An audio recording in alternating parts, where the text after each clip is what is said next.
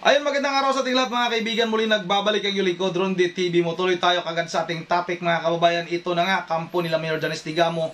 Mayroon na nga makakalaban sa gagawing special election dyan sa 3rd District ng Negros Oriental ngayong darating na December 9 sa taong ito mga kababayan.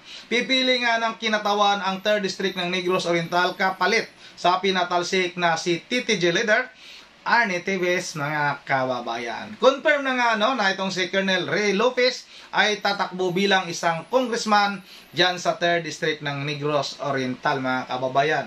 Itong si Colonel Ray Lopez nga ay nagsalita na at sinasabi nga niya na tatakbo siya ngayong darating na special election nga dyan sa 3rd District ng Negros Oriental mga kababayan. Hindi pa natin alam kung sino ba talaga ang makakalaban nitong si Colonel Ray Lopez. Ito bang si Mayor Fitz Diaz o ito bang si Mayor Janice Digamo mga kababayan? Kasi wala pa namang inanunsyo yung kampo nila Mayor Janice Digamo kung sino ba sa kanilang dalawa ang tatakbo bilang congressman o congresswoman dyan sa 3rd District ng Negros Oriental mga kababayan. Pero kahit sino siguro sa kanila Mayor Fitz Diaz at kay Mayor Janice Digamo mga kababayan, sa tingin ko malakas itong dalawa mga kababayan.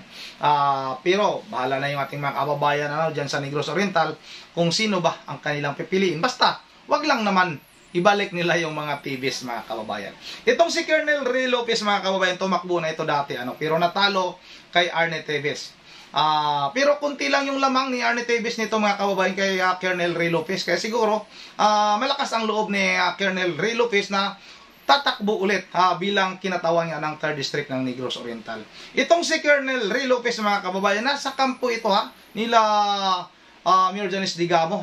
Ini-endorso ito dati ni Gobernador Roel Digamo mga kababayan nung tumakbo ito na nakalaban nga niya si TTG Leader Arne Teves mga kababayan. Baka hinikayat din itong si Colonel Ray Lopez ng ating mga kababayan dyan sa 3rd District ng Negros Oriental na sige Colonel, tumakbo ka, susuportahan ka namin. Ganun naman talaga sa politika mga kababayan. Kung may maghihikayat sa'yo, mapipilitan kang tumakbo. Yun ang mga kababayan, pakinggan natin itong sinasabi ni Colonel Ray Lopez. Ito mga kababayan, sabay-sabay na natin itong panoorin.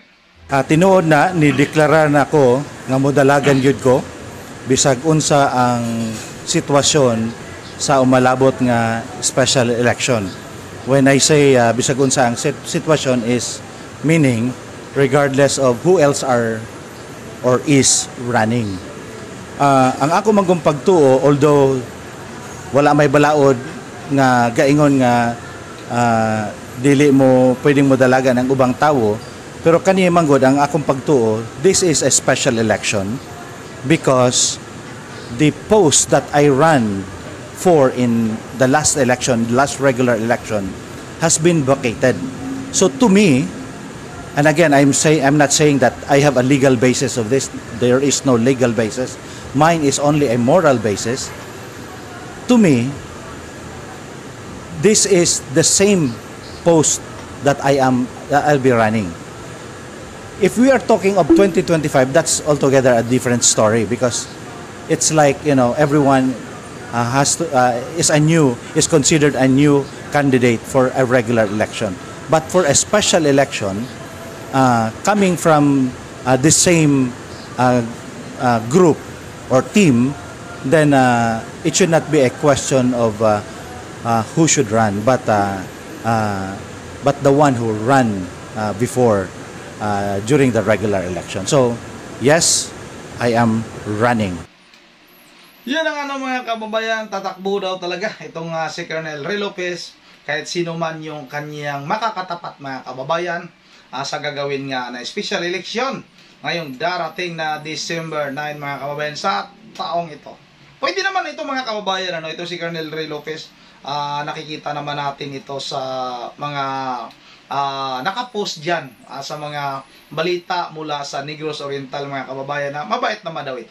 Pwede ito mga kababayan Pero nga lang, kung tatakbo naman si Mayor Janice Digamo at itong si Mayor Fitz Diaz, sa tingin nyo mga kababayan, dapat bang magparaya muna itong si Colonel Ray Lopez? Sa tingin nyo lang kung ano ba talaga mga kababayan. Ano? Pero talaga ang magdidesisyon pa niyan mga kababayan, nabubululan naman ako, yung magdesisyon nito mga kababayan, ano, hindi tayo na hindi mga taga Negros Oriental. Kung hindi yung mga kababayan natin dyan sa 3rd District ng Negros Oriental, kung sa tingin nila, sino ba yung makakatulong sa kanila? Sino ba yung mas madaling malapitan o madaling puntahan nila para sa kanilang mga pangangailangan mga kababayan? At kung sino ba ang magbibigay ng katahimikan dyan sa Negros Oriental mga kababayan? Ito bang si Colonel Ray Lopez? Mawala ba yung mga dating mga pananakot dyan ng mga TVs? Makontrol ba niya yung mga TVs mga kababayan? O talagang matanggal ba niya yung mga sinasabing patayan dyan? O itong kampo nila Mayor Janice Digamo mga kababayan, na kilalang kilala natin na sila yung dahilan kung bakit nagkaroon ng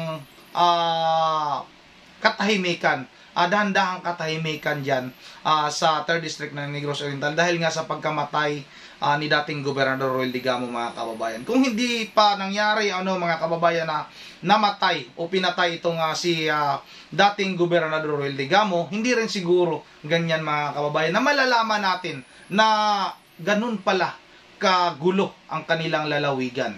Kaya sana itong si Colonel Ray Lopez magparaya na lang sana. Sa tingin ko lang hindi naman tayo kontra sa pagtakbo nitong si Colonel Ray Lopez. Pwede naman talaga kahit sino mga kababayan. Hindi tayo kumukontra. Baka sabihin nyo, di ka naman taga dyan, ba't ka kumukontra? Sa tingin ko lang naman, ito'y opinion ko lang, na ang karapat-dapat talaga na tumakbo dyan, itong si Mayor Fitz Diaz o itong si Mayor Janice Digamo. Dapat itong si Colonel Ray Lopez, sumuporta na lang muna siya. Meron pa namang mga pagkakataon. Dahil nga itong si Mayor Janice Digamo, mga kababayan, ay kailangan talaga makaganti sa pamilyang TVs. Kaya talagang dapat magiging gobernador itong si Mayor Janice Digamo, o itong si Mayor Fitz magiging congressman, o itong si Mayor Janice Digamo magiging congresswoman, o itong si Mayor Fitz Diaz ay magiging gobernador. Yun lang naman mga kababayan, kailangan lang talaga makaganti. Dahil nga masakit mga kababayan, napakasakit ng nangyari sa pamilya, sa asawa ni Mayor Janice Digamo mga kababayan. Hindi lang sa pamilya hindi lang sa asawa ni Mayor Janice Digamo na si Gobernador Digamo, pati yung mga nadamay lang na mga inosenteng buhay mga kababayan, mga inosente nating mga kababayan na pumunta lang para humingi ng tulong, pero yun nga, walang awa ring pinagbabaril ng inuutosan. Sabihin na naman ng mga, wala kayong ebidensya. Ba't sino ba nag-utos? Wala namang ebidensya. Hindi naman maglabas ng warrant kung wala pang ebidensya.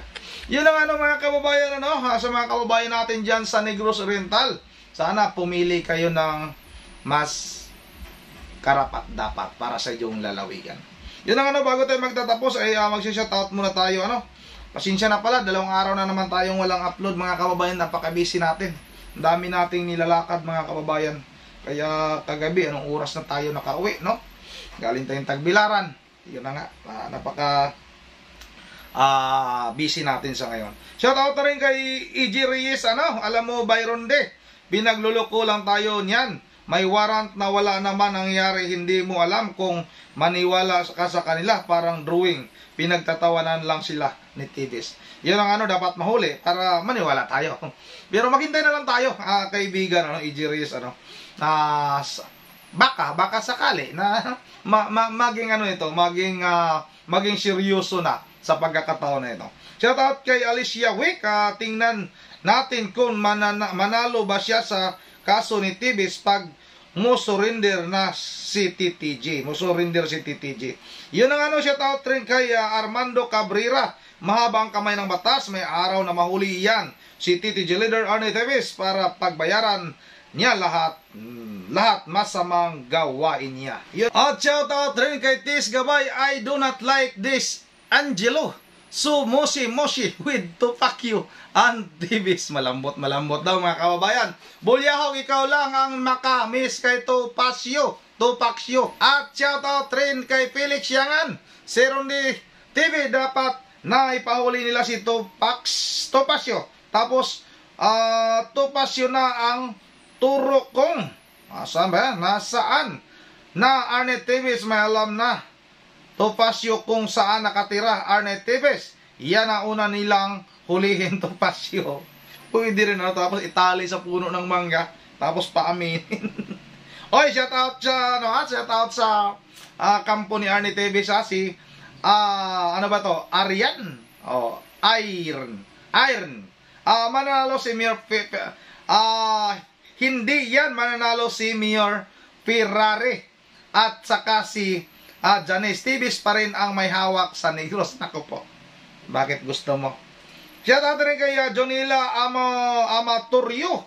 Sana isali si Tupac Siu sa kaso para dalawa sila sa kulungan. Shout out na rin kay Gagona Edwin. Baka bawiin ng kliyente ni Tevez milyon pira sa suhol niya. Shout out rin kay Jupiter Bunukan. The end of Tevez era. Shout out kay AEE. Tahan na ho, attorney. May warrant of arrest naman ang client nyo. Wait nyo lang. Court proceeding. Pag yan ho ay nadakip na.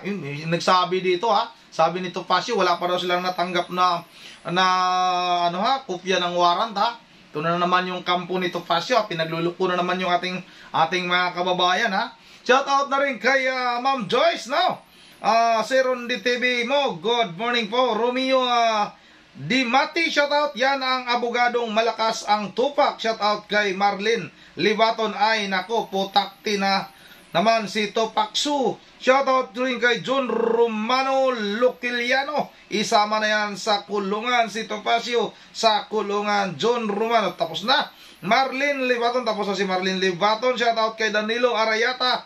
Tatakbo bilang Congress ang Fred Swaktan Diaz. Congrats sa taga-Bayawan. Taga-Bayawan, pag binoto nyo yan, sabi ni, sino ba to?